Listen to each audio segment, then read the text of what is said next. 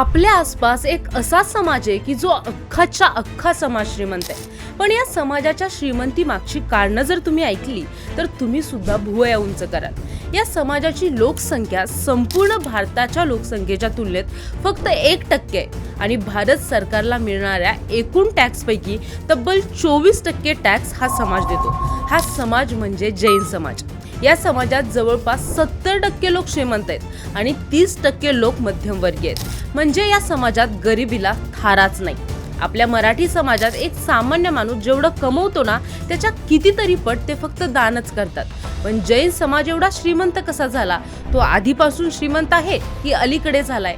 जैन समाजातील अगदी मोजकेच लोक तुम्हाला नोकरी करताना दिसतील. त्यांचा कल नेहमीच व्यवसाय करण्याकडे असतो. तुम्ही बऱ्याच वेळा पाहिलं असेल की जैन मारवाड्यांच्या दुकानात त्यांची लहान मुलं गल्ल्यावर बसताना आपल्याला दिसतात. हे धंद्याचं किंवा बिझनेसचं बाळकडू त्यांना अगदी लहानपणापासूनच कसं दिलं जातं आणि त्यांची अशी कोणती ठरलेली तत्व आहेत ज्या तत्वांनी चालल्यामुळे ते श्रीमंत आणि यशस्वी होतात. हे सगळं आज आपण या व्हिडिओतून समजून घेणार आहोत. त्याआधी चॅनलला सबस्क्राईब करा आणि व्हिडिओ शेवटपर्यंत नक्की बघा.